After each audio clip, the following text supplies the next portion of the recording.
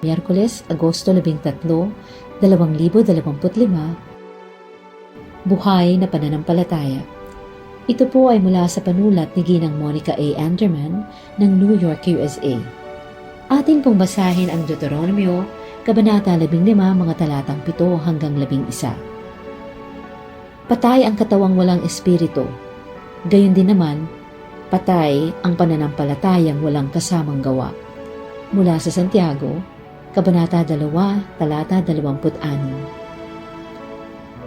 Alam kong nahihirapan ang aking kaibigan. Wala siyang trabaho at may 3 anak na kailangang pakainin. Naisip kong makakatulong siguro kung bibigyan ko siya ng kaunting grocery. Kaya pumunta ako sa tindahan at bumili ng mga pangunahing pangangailangan para sa kanila.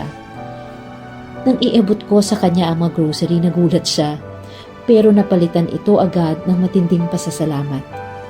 Habang inilalagay niya ang mga pagkain sa halos walang lamang cabinet, sabi niya, "Alam mo, mas pipiliin ko pa ang mga pagkain ito kaysa mga panalangin at pag-iisip sa kalagayan ko." Sa sandaling yon, natutunan ko ang isang mahalagang aral.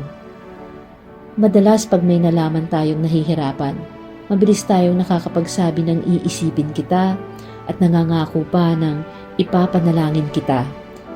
Pero umaaksyon ba tayo? Dapat tayong manalangin para sa mga nangangailangan. Pero kailangan din nila ng tulong na nararamdaman nila, tulad ng bag ng grocery, paghatid o pagsundo sa doktor, o pag-alaga sa bata para makapagpahinga ang pagod na magulang. Simple lang ito pero malaki ang naitutulong. Pinaaalala sa atin ang talata ngayong araw na patay ang pananampalataya kung walang gawa. Kapag isinasabuhay natin ang ating pananampalataya, ito ay nagiging buhay. Paano natin maipapakita ang ating buhay na pananampalataya sa mga nangangailangan? Kahit maliit na kabutihan ay may malaking epekto. Atin pong ipanalangin ang mga pamilyang walang sapat na pagkain. Tayo po ay manalangin. Mapagbiyayang Diyos, turuan mo po kaming isagawa ang aming pananampalataya.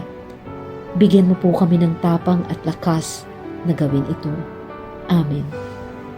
Ang isipin po para sa araw na ito, nais ng Diyos na tumulong ako sa iba sa pamamagitan ng panalangin at gawa. Isang mapagpalang araw po sa ating lahat.